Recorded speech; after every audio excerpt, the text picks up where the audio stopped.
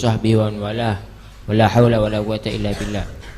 Al-khamis an Jabir radhiyallahu anhu annahu ghaza ma'an nabi sallallahu alaihi wasallam qibala Najdin falamma qafala Rasulullah sallallahu alaihi wasallam qafala ma'ahum fa adrakathum al-qa'ilah fi wadin katsiril idha fa nazala Rasulullah sallallahu alaihi wasallam wa tafarraqa an-nasu yastadilluna bisyajar wa nazala Rasulullah sallallahu alaihi wasallam tahta samurah fa'allaka biha sayfahu wa nimna naumatan fa idza Rasulullah sallallahu alaihi wasallam yad'una wa idza innahu a'rabiyyun faqala inna hadha ikhtarata alayya sayfi wa ana na'im fastayqattu wa huwa fi yadihi sulta qala man yamna'uka minni qultu Allah salatan wa lam yu'aqibhu wa jalasa muttafaqun alaih.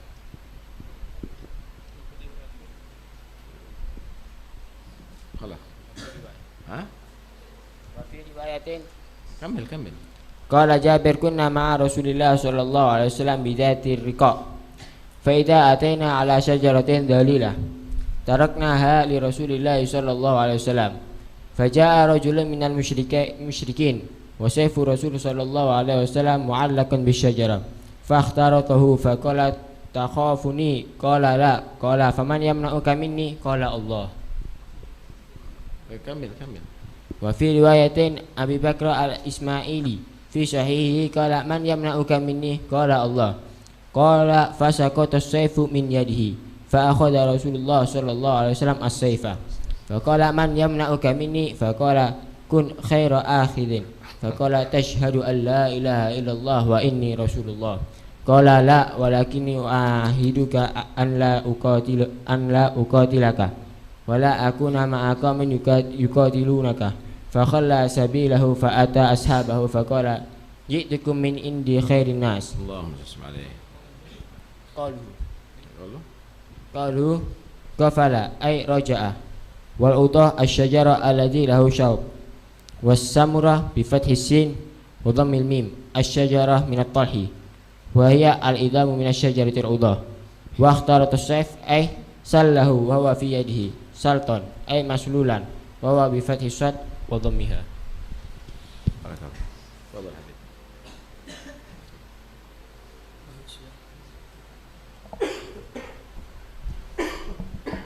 Bismillahirrahmanirrahim. Isma'u rahimakumullah. Qala radhiyallahu ta'ala anhu wa anna jami'an wa nafa'na bi ulumih amin ya rabbal alamin. Di dalam hadis ini yang diriwayatkan oleh Jabir dan bernilai muttafaqun alaih. Saya ingin jelaskan dulu tentang nilai muttafaqun alaih. Kalau ada hadis dikatakan muttafaqun alaih, itu ada ittihadul alfaz was sanad antara riwayat Bukhari dan riwayat Muslim. Jadi kalau riwayat Bukhari dan Muslim lafaznya sama, sumber sahabatnya juga sama, maka diistilahkan oleh ulama muttafaqun alaih. Dan ini nilainya luar biasa tingginya. Tapi kalau ada hadis isi maknanya sama, tapi lafaznya berbeda, antara riwayat Bukhari dengan Muslim beda lafaz atau berbeda sumber, mungkin Bukhari dari sahabat yang satu, Muslim dari sahabat yang lain, maka biasanya disebut rawahus syaikhan atau rawahul Bukhari wa Muslim tanpa istilah muttafaqun alaih. Nah sekarang mari kita lihat di hadis yang telah dibacakan barusan. Ada satu riwayat diriwayatkan oleh as-sahabi al-jalil Jabir radhiyallahu anhu, di mana beliau bercerita annahu ghaza ma'an nabiy sallallahu alaihi wasallam qibala Najdin. Jadi beliau bercerita bahwa dulu beliau bersama para sahabat yang lainnya pernah berperang bersama Nabi alaihi salatu wassalam, yaitu di sekitar arah Najd. Najd itu adalah satu wilayah di luar Hijaz. Atau kalau sekarang ini kita ke Saudi Arabia, itu ibu kota Saudi Riyadh dan sekitarnya, itu disebut Najd. Jadi Jazirah itu ada Hijaz, ada Najd. Hijaz itu meliputi Mekah, Madinah, Jeddah, Taif, itu semua disebut Hijaz. Nah di luar itu yang menuju sampai ke Riyadh, sampai ke sebelah timur sana, itu disebut Najd. Nah jadi suatu ketika diceritakan oleh Jabir, beliau berangkat berperang bersama Nabi ke arah Najd. Ini kalau kita lihat penjelasannya nanti, ini tempatnya di satu gunung yang disebut Gunung Dzatir Riqa. Karena itu peristiwa ini disebut Ghazwah Dzatir Riqa. Tapi ada juga yang mengatakan perang Dzatir Riqa itu bukan karena nama gunungnya Dzatir Riqa, karena pada saat perang tersebut hawa luar biasa panasnya, sampai banyak para sahabat yang kerusakan daripada sendal-sendal dan sepatu mereka, yang akhirnya mereka menggulung, yaitu kaki mereka ditutup dengan balutan, dengan kain yang tebal untuk menahan panas. Nah sobekan kain balutan itu disebut riqa. Nah karena itu disebut perang Dzatir Riqa. Ini terjadi di tahun ke-6 Hijriah. Kita lanjutkan. Falamma qafala Rasulullah sallallahu alaihi wasallam, qafala ay raja'a. Jadi tatkala Rasulullah sallallahu alaihi wasallam pulang kembali, yaitu daripada perang Dzatir Riqa, qafala ma'hum, maka dalam hal ini Jabir radhiyallahu taala anhu pun ikut pulang kembali, yaitu bersama Nabi kita Muhammad sallallahu alaihi wasallam. Di tengah jalan fa'adrakat humul qailah, yaitu di tengah jalan mereka itu diajak oleh Nabi untuk istirahat. Al-qailah al-qailulah, yaitu tidur sejenak di waktu siang, qailulah untuk melepas lelah. Nah ini biasa dilakukan oleh Nabi kita Sayyiduna Muhammad sallallahu alaihi wasallam. Dan menariknya dalam safar pun ini nggak ditinggalkan oleh Nabi. Nah begitu di perjalanan Nabi ajak istirahat, berhenti qailulah bersama para sahabat fi wadin katsiril idah, yaitu di satu lembah yang banyak semak pohon durinya. Al-idah itu pohon-pohon yang berduri. Nah kemudian setelah itu fatafaraqan nasu, maka para sahabat Nabi menyebar. Mereka masing-masing cari tempat untuk berteduh, cari tempat untuk istirahat. Yastadilluna bisyajar, di mana mereka berteduh, yaitu di bawah pohon-pohon yang ada di lembah tersebut. Wa nazala Rasulullah sallallahu alaihi wasallam tahta samurah. Nabi pun alaihi salatu wasallam ikut istirahat di bawah sebuah pohon besar. Samurah ini pohon besar tapi ada durinya. Nah, saya nggak paham kalau di Indonesia pohon apa itu. Jadi sejenis pohon besar tapi ada durinya dan bisa dipakai untuk berteduh. Nabi istirahat di bawah pohon tersebut. Fa'allaqa biha saifahu. Nabi alaihi salatu wasallam menggantungkan pedangnya di pohon tersebut dan beliau tertidur. Nah, yang menarik lagi di sini yaitu para sahabat menceritakan wa nimna naumatan, kami pun istirahat tidur sejenak. Tapi tatkala lagi asyik tidur, tiba-tiba mereka mendengar di mana faida Rasulullah sallallahu alaihi wasallam yad'una. Kemudian tatkala mereka baru sekejap tidur, mereka mendengar suara Nabi memanggil mereka. Nah, kemudian mereka berkumpul.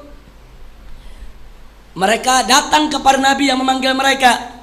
Begitu mereka temui Nabi, apa yang terjadi? Wa idza indahu a'rabiyun. Ternyata di samping Nabi, di hadapan Nabi ada seorang Arab Baduy dari gurun, dari gunung. Faqala, kemudian Nabi berkata alaihi salatu wassalam kepada para sahabatnya, inna hadza, sesungguhnya orang ini ikhtarata alayya sayfi, yaitu menghunuskan kepadaku pedangnya. Pedangnya dihunuskan. Jadi ternyata waktu Nabi tidur, orang Arab ini datang, lihat Nabi tidur, pedangnya digantung di pohon, pedang itu diambil oleh orang ini, dicabut yaitu daripada sarungnya, kemudian dia bangunkan Nabi dengan pedang tersebut dan dihunuskan ke arah leher Nabi, saudara. Jadi Nabi mengatakan, menceritakan para sahabat, inna hadza ikhtarata alayya sayfi wa ana naim. Jadi dia ambil, aku punya pedang, dia hunuskan kepadaku sementara aku sedang tidur. Fastaiqadtu, kemudian aku bangun dari tidur, kata Nabi, wa huwa fi yadihi sultan. Sultan hay maslulan. Jadi ada kitab dikarang oleh ulama kita As-Saiful Maslul, yaitu ala khatimir rasul atau ala syatimir rasul, pedang terhunus, yaitu untuk mereka yang menghina atau meremehkan, mencela daripada Rasulullah sallallahu alaihi wasallam. Nah, kemudian di sini dikatakan orang ini menghunuskan pedangnya kepadaku sambil seraya berkata, man yamna'uka minni, siapa yang bisa mencegah atau membelamu daripadaku saat ini? Jadi siapa yang bisa menolongmu? Siapa yang bisa mencegah perbuatanku? Siapa yang bisa sekarang ini mencegah aku untuk tidak melukaimu? Kemudian apa jawab Nabi alaihi salatu wassalam? Qultu Allah. Nah, di sini ada kata salatan diterangkan oleh Syarihul Kitab, itu daripada kitab Nushatul Muttaqin. Yang dimaksud salatan di sini as-su'al wal jawab. Jadi bukan salatan lil jawab fakat, as-su'al wal jawab. Jadi orang tadi bertanya lagi kepada Nabi, man yamna'uka minni? Nabi menjawab lagi, Allah. Ditanya sekali lagi, man yamna'uka minni? Nabi menjawab lagi, Allah. Nah, dalam riwayat ini kemudian disebutkan berhenti sampai di sini, tapi dalam riwayat lain yang kita bisa baca di bawahnya disebutkan setelah Nabi mengucapkan Allah, orang tadi bergetar dan dia tidak mampu memegang daripada pedang Nabi alaihi salatu wassalam. Pedang itu terjatuh, kemudian Nabi yang memungut pedang tersebut. Kali ini Nabi yang menaruh di leher orang tadi. Nabi yang balik bertanya, man yamna'uka minni? Siapa sekarang yang bisa menolongmu daripadaku? Nah, kemudian orang tadi mengatakan kepada Nabi, yaitu jadilah engkau sebagai seorang pembalas yang baik. Maksudnya pembalas yang baik, maafkanlah, jangan diambil hati. Kemudian Nabi menawarkan kepada dia untuk masuk Islam. Ketika itu dia menolak, tidak mau masuk Islam. Tapi dalam riwayat berikut, mari kita lihat, tatkala Nabi menawarkan dia untuk mengucapkan syahadat, dia mengatakan, la walakinni uahiduka alla uqatila. Aku tidak masuk Islam, tapi aku berjanji kalau aku tidak akan memerangimu lagi. Bukan itu saja, wala akuna ma'a qaumin yuqatiluna, dan aku juga tidak akan pernah ada bersama orang-orang yang memerangimu. Jadi dia tidak mau masuk Islam, tapi dia berjanji untuk tidak mengganggu Nabi, tidak menghalangi dakwah Nabi, tidak memerangi Nabi, tidak membantu orang-orang yang memerangi Nabi alaihi salatu wassalam. Akhirnya dilepaskan oleh Nabi alaihi salatu wassalam, dan orang ini kembali kepada kaumnya. Apa dia katakan kepada kaumnya? Jitukum min indi khairin nas. Aku datang kepada kalian saat ini, yaitu dari orang yang manusia yang terbaik yang pernah aku dapatkan. Nah, di dalam riwayat lain disebutkan bahwa orang Arab Badui ini bernama Ghawrath ibnul Harith. Nah, dia dari Bani Muharib yang memerangi Nabi pada saat perang Dzatir Riqa. Kemudian orang ini pada akhirnya beberapa fatrah kemudian masuk ke dalam ajaran Islam. Jadi memang dalam hadis ini tidak diceritakan takmilahnya, tapi dalam syarah di bawahnya diceritakan takmilahnya. Orang tersebut bernama Ghawrath ibnul Haris radhiyallahu taala anhu, yang pada awalnya memang menolak untuk masuk Islam, tapi kemudian akhirnya masuk Islam bersama Nabi kita Muhammad sallallahu alaihi wasallam. Nah, baiklah ahibbail kiram rahimakumullah, sedikit saja yang ingin saya ajak bersama-sama untuk mengambil fawaid, yaitu daripada hadis yang baru saja kita bacakan bersama. Kita bacakan saja bagian bawah daripada kitab Nushatul Muttaqin dalam syarahnya.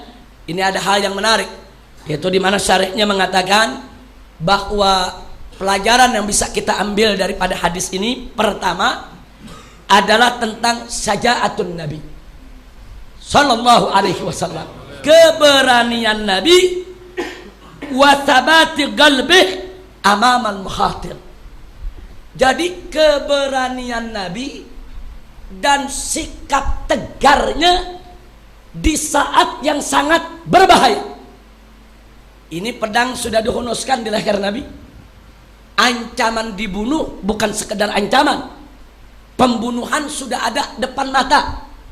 Tapi Nabi menunjukkan sikap tidak panik, tidak takut, tidak kewalahan, tetap tenang.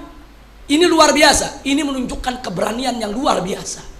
Jadi kalau kita mau lihat orang berani atau tidak, bukan saat dia punya kekuatan rame-rame gebugin orang, bukan. Kalau dia rame-rame gebugin orang, teriak-teriak, petantang, petenteng, orang bilang ini berani, belum tentu. Saya punya pengalaman masuk penjara. Ada yang menarik. Di luar dia jagoan, ayam jago.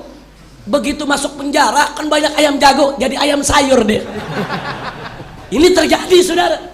Oh, di luar luar biasa petantang, petenteng. Begitu dia dalam, dia ketemu aneka ragam preman, aneka ragam penjahat. Kelihatan mana yang berani, mana yang enggak. Nah, karena itu di sini kita ingatkan bahwa orang yang berani itu adalah orang yang mampu menguasai dirinya. Baik pada saat dia marah, atau pada saat dia panik, atau pada saat dia dalam bahaya.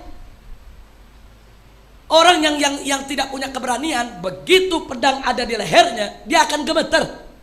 Karena kematian ini akan menjemput dia. Sebentar lagi orang ini akan membunuh dia.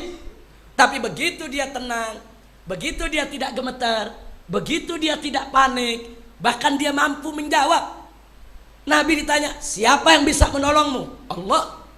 Dengan jawaban yang pasti, dengan jawaban yang meyakinkan, dengan jawaban yang penuh percaya diri. Ditanya lagi, siapa yang bisa membantumu? Tetap jawaban Nabi tidak berubah, Allah. Ditanya lagi, jawaban Nabi alaihi salatu wassalam tetap tidak berubah, Allah. Ini menunjukkan sabati qalbi. Bagaimana mantapnya jiwa Nabi, bagaimana mantapnya jiwa Nabi, dan itu teruji pada saat yang sangat-sangat berbahaya sekali. Sallu ala Nabi sallallahu alaihi wasallam. Nah, kemudian berikutnya, wathiqatuhu billahi ta'ala wa sidqi tawakkuli alaih wa husnul iltija'i ilaih.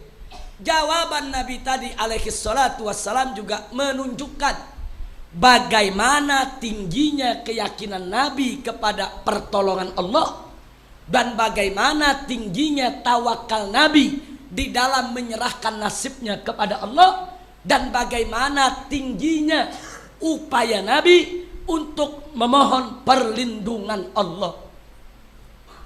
Jadi ini cukup menjadi dalil buat kita semua tentang keberanian Nabi, ketegaran Nabi, ketenangan Nabi di dalam menghadapi persoalan dan permasalahan, termasuk juga bagaimana tawakalnya, bagaimana iktimatnya kepada Allah, bagaimana juga yaitu upayanya yang sedikit pun tidak goyang untuk selalu memohon pertolongan Allah subhanahu wa ta'ala. Bahkan di kalangan ahli sufi ada pelajaran lain. Di kalangan ahli sufi pada saat membahas ini mengatakan, itu lafzul jalalah Allah, itu kalau diucapkan dengan penuh keyakinan, kalau diucapkan dengan penuh percaya kepada Allah subhanahu wa ta'ala, itu pasti akan menggentarkan hati orang lain. Jadi bukan hanya, apalagi kalau itu yang mengucapkannya adalah Nabi Rasulullah sallallahu alaihi wasallam. Jangankan Rasul yang mengucapkannya, jangankan Nabi yang mengucapkannya, siapapun orang beriman mengucapkan kata Allah dalam hal memohon pertolongan, memohon perlindungan, di dalam meminta keselamatan, Allah itu akan mampu menggentarkan hati musuh, saudara. Nah, ini tentunya makna-makna semacam ini merupakan makna-makna batin yang luar biasa, yang tentu perlu kita simak, perlu kita hayati, dan perlu kita amalkan insya Allah. Nah, baiklah, yang berikutnya, cerita ini tidak sampai di situ, tapi juga menjadi dalil tentang afwun Nabi sallallahu alaihi wasallam wa karami khuluqih wa adamun tigabih li nafsih. Jadi menunjukkan bagaimana pemaafnya Nabi alaihi salatu wassalam, dan bagaimana Nabi tidak pendendam hanya untuk kepentingan pribadi, saudara. Nah, ini satu sikap yang tentunya sangat-sangat luar biasa. Saya jadi teringat apa yang pernah dikatakan oleh Al-Imam Ad-Dibai dalam As-Siratun Nabawiyah yang kita kenal dengan nama kitab Maulid Diba, di mana di sana dikatakan salah satu sifat Nabi, keistimewaannya adalah wa ya'fu 'anil dzambil ladzi fi haqqihi wa sababi wa idza duji'a haqqullah lam yakun ahadun li ghadabi. Jadi di situ disebutkan bahwa Nabi ini wa ya'fu, mudah memaafkan, 'anil dzambil ladzi fi haqqihi wa sababi, yaitu dari kesalahan-kesalahan dosa orang lain yang terkait karena urusan pribadinya. Makanya kita lihat di dalam sejarah, manakala ada kesalahan seseorang terhadap Nabi menyangkut urusan pribadi, Nabi tidak pernah mengambil balas. Nabi diludahi, Nabi tidak ambil balas. Nabi disirami pasir, Nabi tidak ambil balas. Nah, jadi hal-hal ini luar biasa. Kenapa? Karena memang Nabi tidak pernah mengambil balas untuk kepentingan pribadi. Tapi jangan lupa, idza du'i'a haqqullah. Tapi kalau hak Allah yang dilanggar, hukum Allah yang dilanggar, lam yakun ahadun li ghadabi. Tidak ada seorang pun yang mampu berdiri tegak di hadapan Nabi untuk mencegah kemurkaan Nabi alaihi salatu wassalam. Nabi lembut, Nabi santun, Nabi sabar, tapi pencuri tetap dipotong tangannya.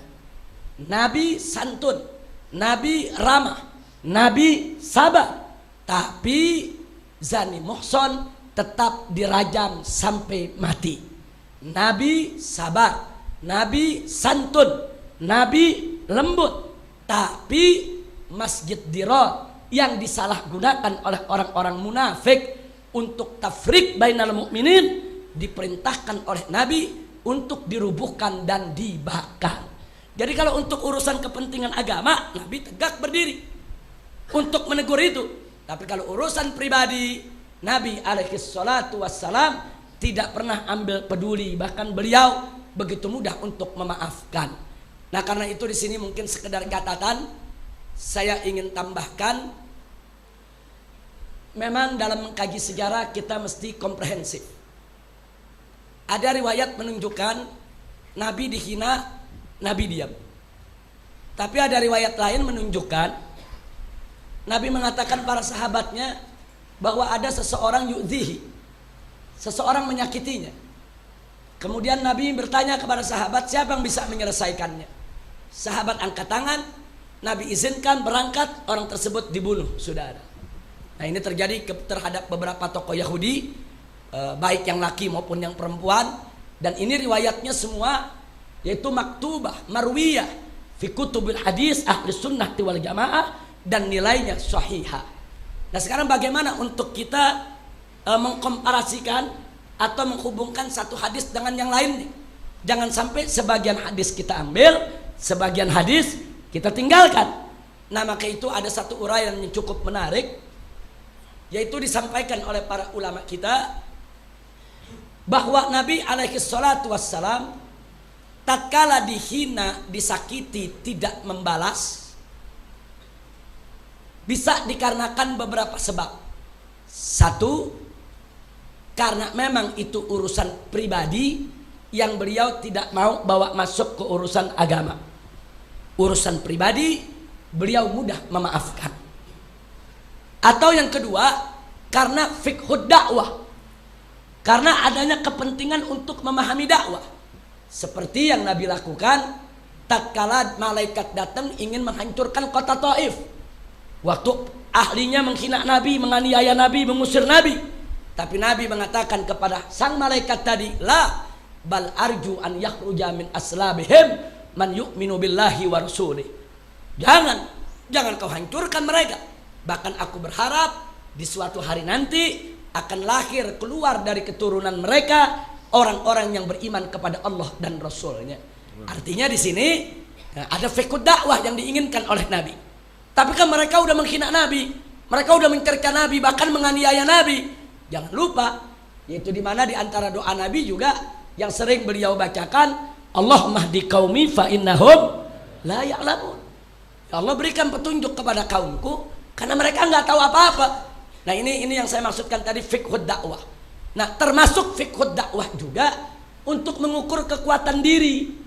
Kenapa waktu di kota Mekah Nabi dipojokkan, sahabat ditindas, ada yang dibunuh, kok umat Islam nggak melakukan perlawanan?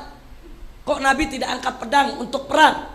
Nah ini juga fiqhud dakwah. Belum waktunya Nabi lakukan itu. Kalau Nabi ingin berperang sendiri, pasti Allah akan membantunya.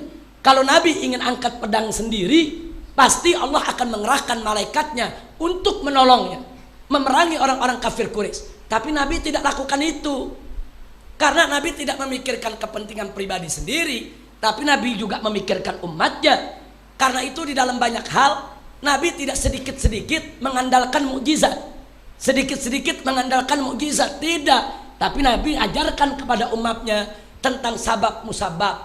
Oh, kalau mau melawan kekuatan orang kafir yang begitu banyak, kita perkuat diri dulu, kita persiapkan diri dulu. Ini sunnatullah. Dan Nabi sangat-sangat menghormati sunnatullah dalam rangka untuk mendidik umatnya. Nah itulah karenanya kenapa hinaan kepada Nabi di kota Mekah tidak dibalas, di Taif tidak dibalas. Nah karena ada fiqhud dakwah, dan sebagian lagi karena memang ada menyangkut urusan pribadi Nabi, dan Nabi adalah seorang yang sangat pemaaf. Berbeda dengan saat Nabi di Madinah.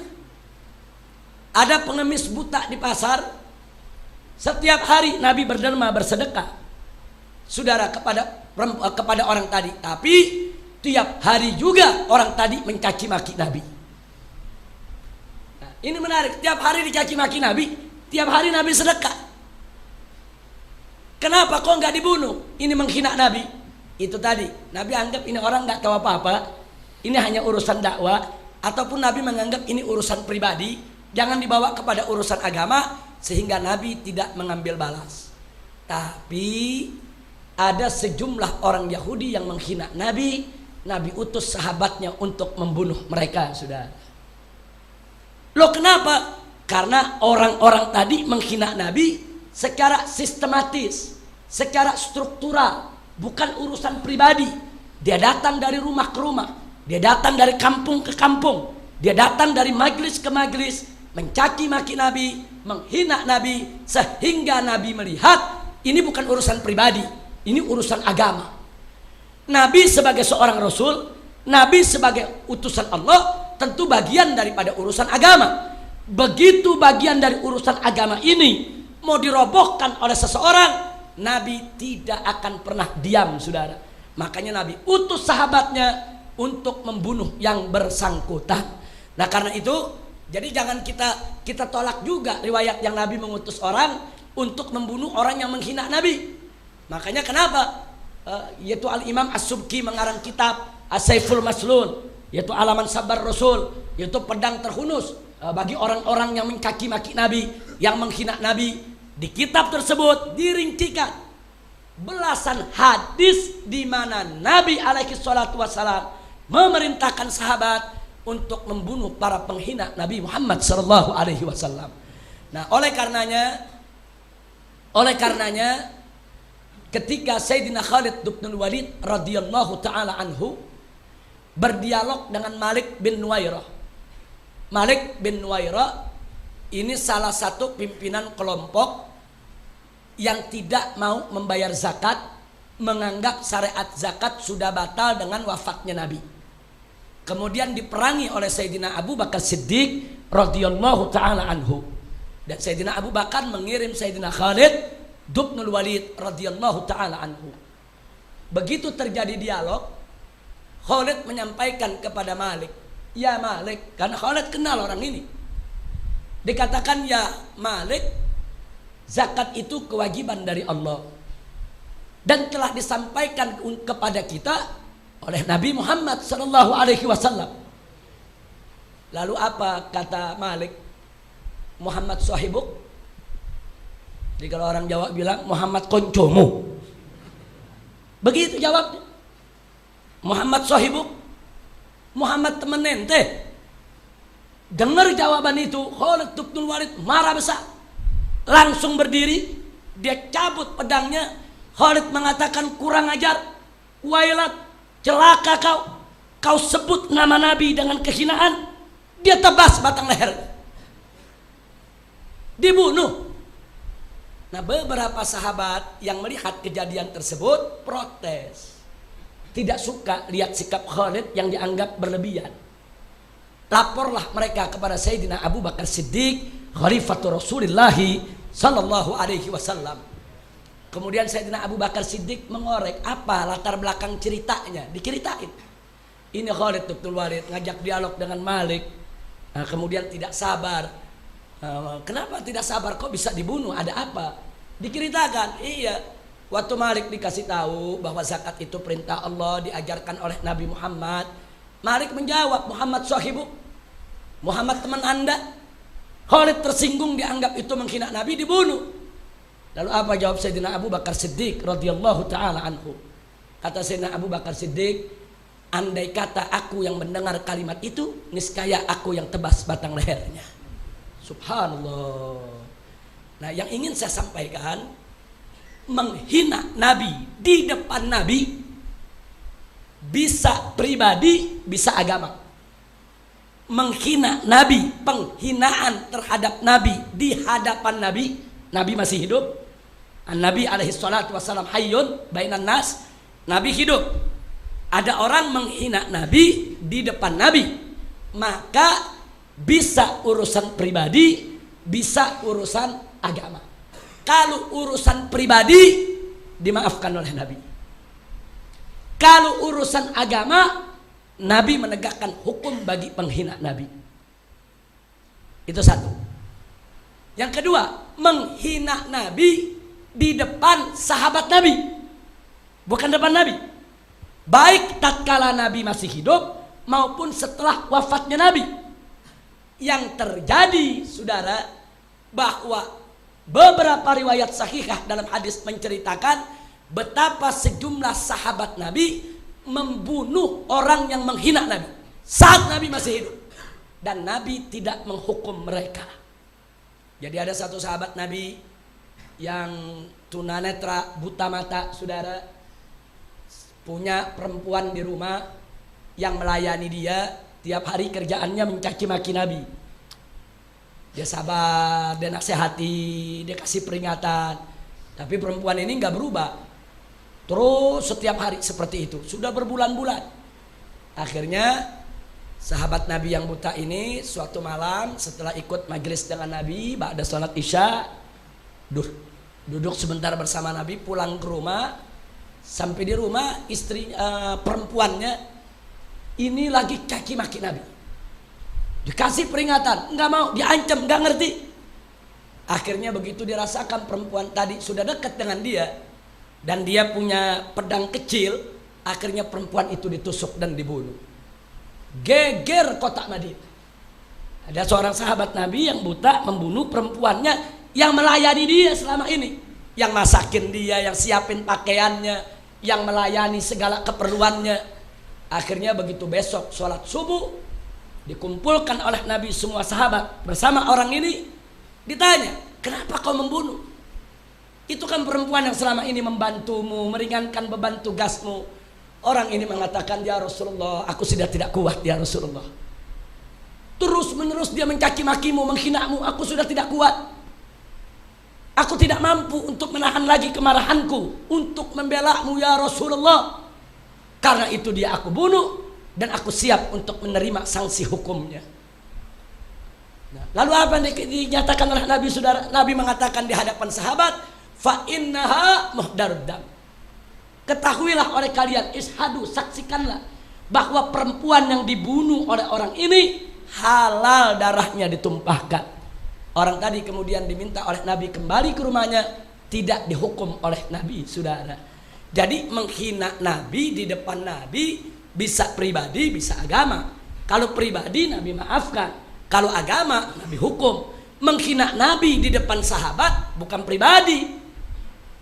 Bagi sahabat itu bukan pribadi, itu urusan agama. Karena yang dihina adalah Rasulullah yang wajib kita imani, yang termasuk salah satu rukun iman yang harus kita yakini akan kerasulannya. Jadi kalau ada orang menghina Nabi, berarti menghina kerasulan. menghina kenabian, menghina keyakinan, menghina agama, maka itu bukan urusan pribadi lagi. Nah ini sengaja maaf saya jelaskan ini karena pada saat terjadi penghinaan terhadap Nabi, saudara, saya dan kawan-kawan sejumlah habaib bersikap cukup keras untuk membela Nabi alaihi salatu wassalam. Tapi ada sejumlah oknum yang mengatakan, kenapa itu Rizik harus marah? Nabi aja dihina nggak marah kok. Nabi yang punya diri dihina nggak marah, pemaaf. Lah kok si Rizik Nabi dihina marah? Nah ini yang perlu saya luruskan ya ikhwah. Nabi dihina kalau pribadi memang tidak marah. Urusan agama Nabi marah. Makanya ada orang-orang Yahudi yang menghina Nabi dibunuh oleh Nabi dengan perintah Nabi. Tapi kalau Nabi dihina depan sahabat dibunuh oleh sahabat. Nggak ada sahabat mengatakan, oh saya tidak bunuh, itu urusan pribadi saya. Nggak ada. Kenapa? Karena Nabi dihina depan sahabat itu bukan pribadi, pasti urusan agama.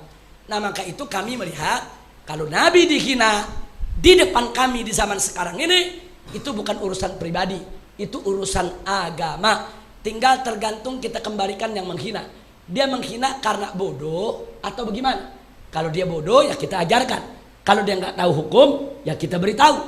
Nah kalau memang dia muslim, yang salah berucap, yustata, dia harus dituntut untuk bertobat. Tapi kalau ternyata dia setelah diberitahu, dikasih ilmu, musirrun ala satmir rasul wasabbih, wajib untuk kita tindak.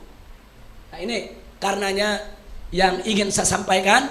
Jadi hadis yang kita baca tadi luar biasa, menunjukkan sifat pemaaf Nabi yang begitu tinggi. Tapi pemaafnya Nabi, lembutnya Nabi, sabarnya Nabi, santunnya Nabi tidak mengurangi sedikit pun ketegasan beliau di dalam menegakkan hukum.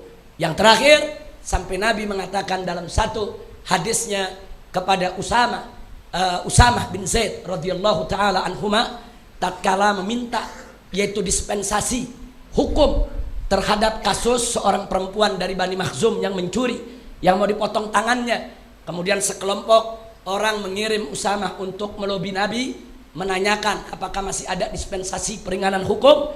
Nabi mengatakan dengan tegas kepada Usamah bin Zaid, ya Usamah, innama halaka man kana qablakum. Sesungguhnya umat sebelum kamu dulu binasa karena persoalan semacam ini. Idza saraqa fihimus syarif tarakuhu. Kalau ada orang terhormat, orang dianggap terpandang mencuri, ditinggalkan. Wa in saraqa fihimud dhaif yuqam alaihil had. Tapi kalau ada orang lemah, wong cilik yang mencuri, wah baru dihukum dengan berat, baru ditegakkan hukum. Akhirnya Nabi bersumpah, waimullah, law anna Fatimah binta Muhammadin saraqat laqata'tu yadaha. Demi Allah, jangankan perempuan itu yang kalian bela, karena ada sekelompok orang yang bela itu perempuan, minta keringanan. Nabi memberikan perbandingan, jangankan perempuan itu yang kalian bela, andai kata putriku sendiri, jantung hatiku, kecintaanku, coba-coba berani mencuri, aku potong tangannya. Nah ini hadis tidak merendahkan Siti Fatimah Zahra radhiyallahu taala anha. Bahkan hadis ini menunjukkan rif'ah manzilati Fatimah Zahra indallah wa inda rasulih. Justru menunjukkan tingginya kedudukan Fatimah Zahra di sisi Allah dan Rasulnya. Jadi Nabi memberikan contoh dengan perempuan yang paling tinggi kedudukannya, Sayyidatun Nisa'il Alamin. Dengan kata lain, kalau perempuan yang kedudukannya paling tinggi saja tidak kebal hukum, apalagi perempuan yang lain. Subhanallah. Dan ini hadis juga menunjukkan betapa adilnya Nabi. Hadis ini juga menunjukkan betapa Nabi santun, Nabi lembut, Nabi sabar, Nabi pecinta, Nabi penyayang, Raufur Rahim.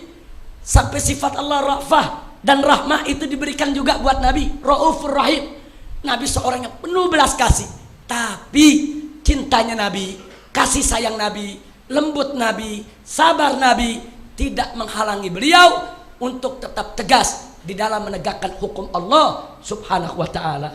Nah itu saja yang bisa saya sampaikan.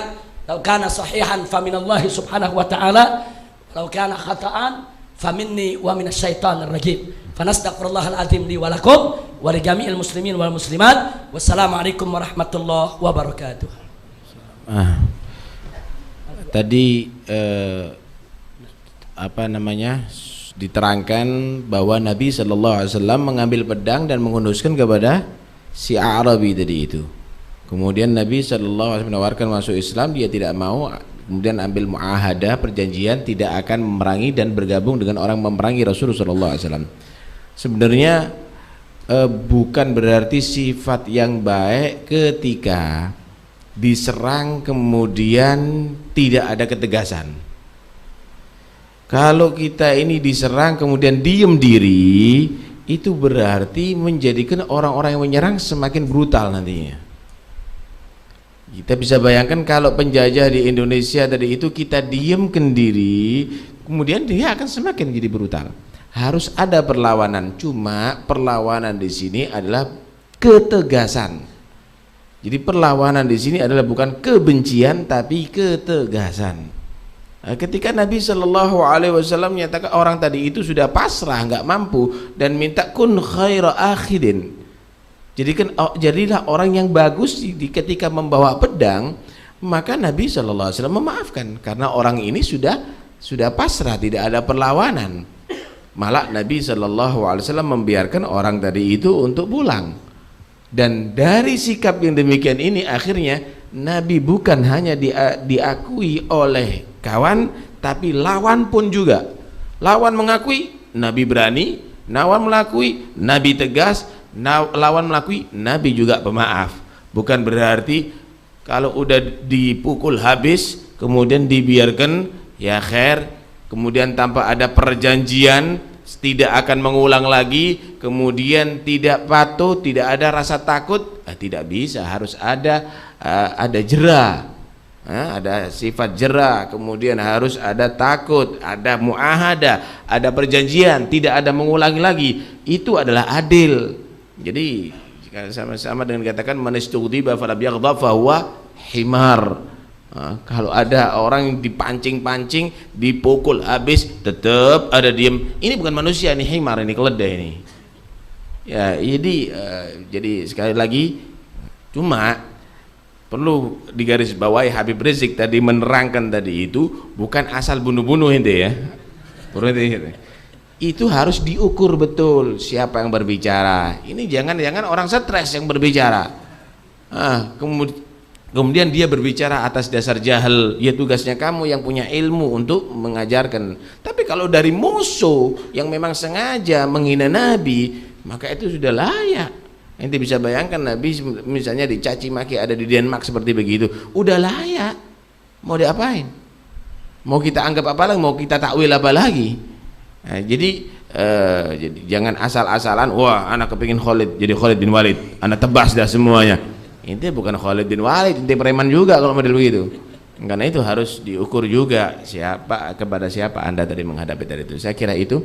Sebenarnya ada satu kitab lagi tapi sudah waktu yang tidak mengizinkan. Yang jelas insyaallah pertemuan ini ada khair, ada baik, ada berkah, dan insyaallah yatakarrar al-liqa, akan berulang-ulang lagi insyaallah pertemuannya. Wallahu a'lam.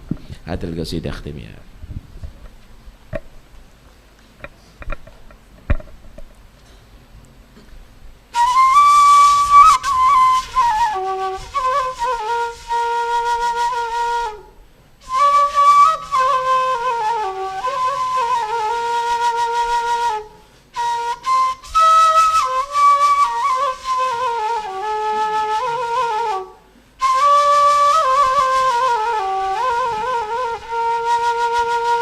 لي برجواك يا مولاي علقة قوية تحت بابك وشوفني فيك يا ربي نية وانت يا ربنا تعلم بما في الطوية قيدك داري بما في الظاهرة والخفية الله الله يا الله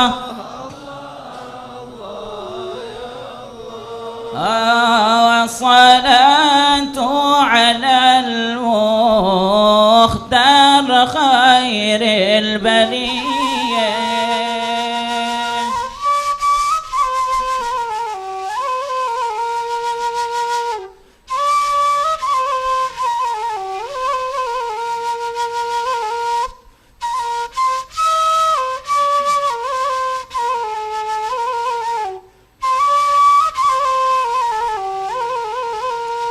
وإن عصينا وسرنا في الطريق العكية فإن لك جود يغفر ذنبنا والخطية تحت بابك وكل منك يبغى عطية. يا الله اسلك بنا نهج الطريق سوية. الله الله يا الله.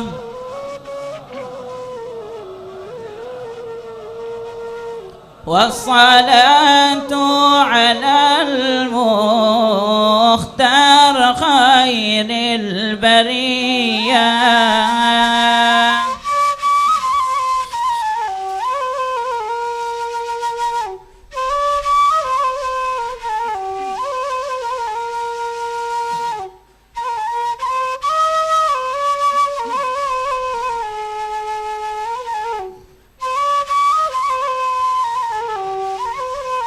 الله في طريق النبي والسادة العلوية يا مجيب استجب وعجل بشربة هنية واصل أعمالنا يا ربنا والطوية واكفنا ربنا شر الهوى والدنيا. الله الله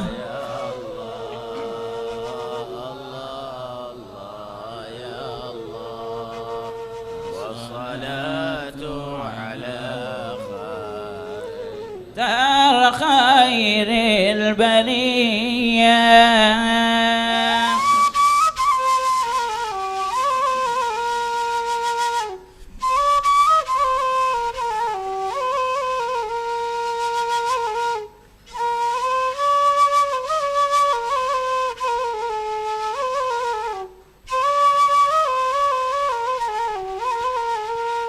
بختنا بالنبي هو كنزنا والخبية لتعكى تجي في الحال منه بنتية فيك فالهم ومعهم في الجنان العلية عند طه النبي المختار خير البرية وين دعيناه للبلوى يزيل البنية ولا صلوا عليه إنه إمام سرية. الله الله يا الله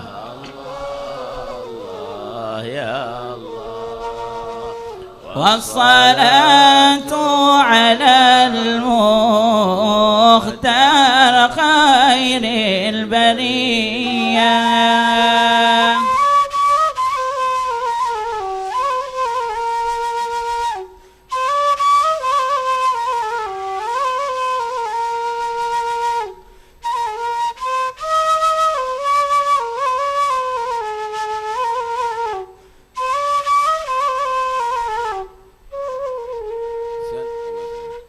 اللهم صل أفضل صلاة على أسعد مخلوقاتك سيدنا محمد وعلى آله وصحبه وسلم عدد معلوماتك ومداد كلماتك كلما ذكرك وغفل عن ذكرك وذكره الغافلون. اللهم صل أفضل صلاة على أسعد مخلوقاتك سيدنا محمد وعلى آله وصحبه وسلم عدد معلوماتك ومداد كلماتك وغفل عن ذكرك وذكره الغافلون. اللهم صل أفضل صلاة على أسعد مخلوقاتك سيدنا محمد وعلى آله وصحبه وسلم عدد معلوماتك ومداد كلماتك كلما ذكرك وذكر الذاكرون. ربنا انفعنا بما علمتنا، رب علمنا الذي ينفعنا، رب فقهنا وفقه أهلنا وقرابات لنا في ديننا مع القدر أنثى وذكر ترتضي قولا وفعلا كرما، وارزق الكل حلالا دائما وأخل أتقيا علما، نحظى بالخير ونكفى كل شر كل شؤون، وأقر بالرضا منك العيون، واقض عنا ربنا كل الديون قبل أن تأتينا رسل المنون، واغفر واستر أنت أكرم من ستر، وصلاة الله تغشى المصطفى من إلى الحق دعانا والوفاء بكتاب فيه للناس، وعلى الأهل الكرام الشرفاء، وعلى الصحب مصابيح الغرر. اللهم اهدنا بهداك واجعلنا ممن يسارع في رضاك، ولا تولنا وليا ولا تجعلنا ممن خالف أمرك وعصاك، وحسبنا الله ونعم الوكيل.